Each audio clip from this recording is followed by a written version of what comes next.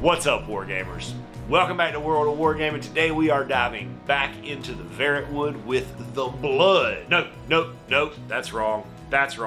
With the Riddle, which is the second half, the second mission in the Blood and Riddles supplement. Before we do that, if you've not considered smashing the buttons or checking out the links down in the description, please consider doing those things, as it really does help me and the channel out to help push these wonderful, sometimes unheard of games out to a larger population of people. And then let's go take a look at the board, the scenario, all that good stuff, and let's play this game of Verrotwood. Alright friends, welcome to the Trickster's Valley. We have my Cult of Shalek on this southern edge.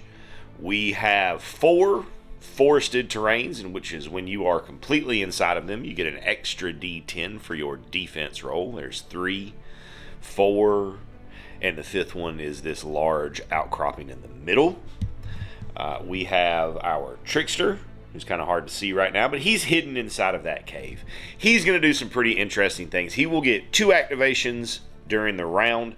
We also have a special encounter token in there, and then my 4 tokens going into the skull. Game will last 4 rounds with 30 ritual points from my beginning of the game ritual, and then I will gain 4 more for my devout passive ritual that says I gain 1 ritual point at the start of each turn for each living cult member that I have in play. Our first token will be, first activation, my 2nd, so Claustrum. Activation, the Trickster. First activation, it will move 9 inches towards the closest cult member, which right now is Claustrum. We have special encounter. He's going to riddle Claustrum. Claustrum is not the brightest. This is a head-to-head intelligence roll. I'm not very bright. I'm devout and I'm tough, but I'm not bright. So int roll for the Trickster. I keep wanting to call him the Riddler. When we roll equal to the stat, and we keep the highest. So his intelligence is 3, therefore 3 dice, and an 8 is his high roll. I have 1 dice, and with it I need to beat an 8. That works, because you've got to beat them to win. I can't quite find anything about tests, but I do see where it's like in an attack you have to meet or exceed the defense.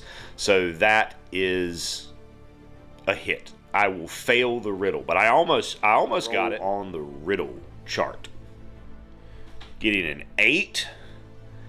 This model may not activate during the next game round. Now, I'm not sure if that means just leave their chit out, or when you draw it, they don't do anything. Which I think it's the same result either way. Up. Trickster again. Trickster will move to Claustrum and attack. Strength of 3 as well. 7 is the high number. That's potentially reasonable to beat. I have a defense of 2. 10 beats 7. All right. For me will be Emmerich, who's going to just move towards the Trickster. He's going to run, so he's going to run himself up to there. Next we have Vertin. Vertin has a ranged weapon, but can't get herself to a position where they can get a shot off with a 6-inch move. And the last thing in there will be Relique. The Relique One-Eye. Let's go back in. We go to round 2 with the exception of Claustrum, who stays on the table. I've gained my ritual points for my passive, and Vertin is the first to go. So right here what we're going to do is we're going to spend 4 ritual points for Twisting the Fates along with an action to give us a reroll, and then we're going to try to shoot, or technically it's a whip, but I counted it as a crossbow, at the Trickster. Roll for me, which I have 2 dice for. Crit. Doesn't matter what they roll, that's going to hit, unless they also get a 10. They do not. You don't actually deal damage to the Trickster. The goal for scoring, or for success, is that every time you hit it, you will get some favor. And as the Trickster is an elusive little bugger, whenever it is successfully hit, it will blink itself to the center of the furthest piece of forest terrain from where it is. And that's where it stops. Will be the next thing to activate, and it's going to just be moving 9 inches back towards me. It's right there in a new form. That's not anything that's in the book. It's just a fun thing that I thought I would do. Next up, we got Relique One Eye. The Speedy Dwarf. Relique, as the closest, will have to answer the riddle. Intelligence roll for the Trickster. He gets a 10. That's pretty good. Unless I also get a 10. Nope. So I will fail that riddle. We'll see what the result is. We get a 10. Ugh. The Cultist model and the Trickster model must switch locations on the table. Okay. Switcheroo Relique is just, he has absolutely no idea what's going on. Next up will be Emmerich the Bearer. Can make it, that's Klostrom's token. Who can make it into contact on his 6 inches, so he will take a swing. He's only got 1 dice to do that with, though, so we need a big roll here. 10. It's a 10. It's a crit. Good stuff. Links back to his little grove. Activation is the Trickster, who has enough movement with his 9 to get to Relique One Eye and take a swing. Strength 3. Getting a 9. It's a pretty good roll against my defense 2.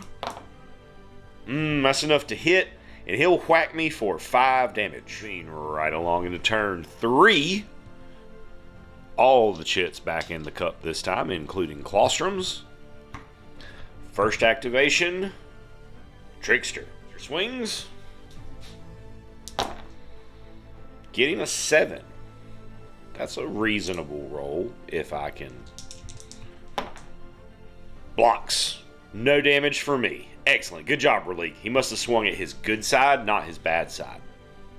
Relique will counter. So Relique's going to spend 4 ritual points for Twisting the Fates, taking me back down to 34 ritual points.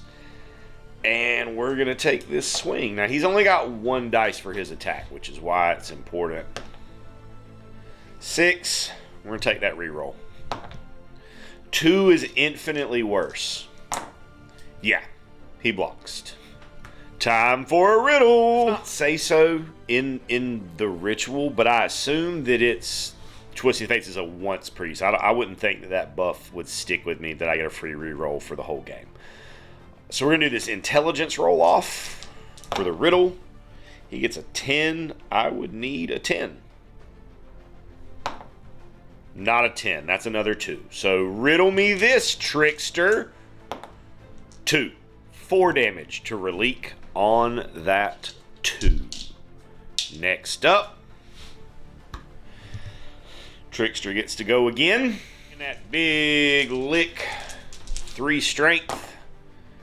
Getting a 9 against my 2 defense. That will take Relique out again. Have Klostrom getting to go again. He's going to move and then Twist the Fates. So landing right there. Next is going to be Verrotwood. Run, so take the 9-inch movement to get to right there. Emmerich with his mounted earthworm ride. The worms that just kind of run along the ground under his feet and move him at super fast speeds will move to right there with 12 inches on a run. First activation.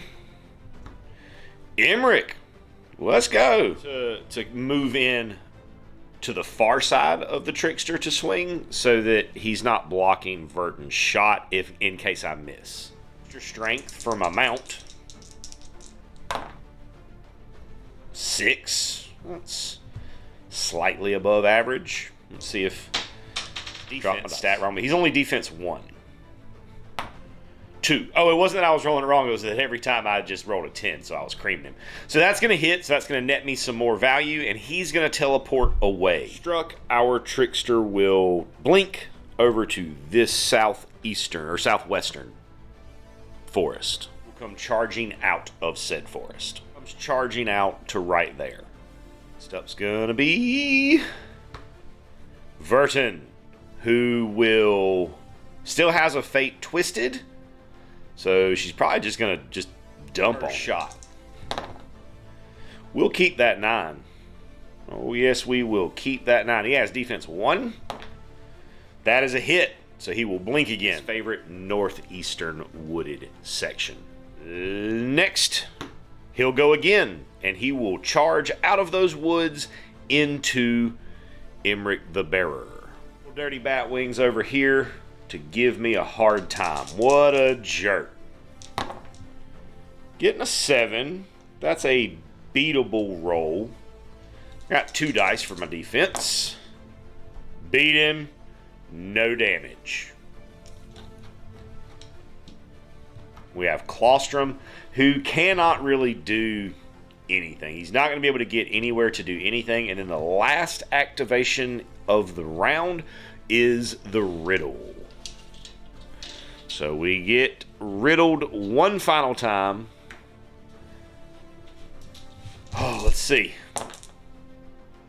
He gets an 8. I get a 9! I solved the riddle! So when you solve the riddle, you get to roll on this chart. I got a 10. Son of a gun. The cultist model and the trickster model switch locations on the table. Like, I could have gotten some 5 favor or 5 ritual points or 2d10. Nope. We're going to swap. Anyways, at the end of the 4th round, the game ends and we move to post-game. Let's see what happens to Relique. 2. He max range will perform range actions permanently. And if the model receives this injury twice, it is considered permanently dead. So Relique is dead. I will have to find a new cultist. If one of your cultists dies, it is free to indoctrinate a new one. This will be our new cultist. I haven't given him a name yet, but I will sort that out. He starts with health 10 and all of his stats at 1. And I don't have that free favor that I had to increase his defense like I did with the other one. So he is most definitely a downgrade. 8d10 worth of favor that I'm going to gain from times that I was able to damage the trickster, though. So we might be able to rectify some things. I also need to equip him. So we got 10, 20. Next, it is time to explore the forest. 10 of clubs. That's the same thing as last time. We find another mount. So this mount is going to go to Claustrum. We've got 54 favor right now, and I have to get our new friend a weapon. So he's going to get a light blunt weapon because he's got a mace in his hand. There's nothing in there that I see for shields or anything. So that's going to leave me with 44 favor left over. So after the next game, I should be able to get some decent upgrades and at least get him back up to par. In the meantime, we got another gaggle of earthworms carrying us across the Verrotwood. That's going to do it for today.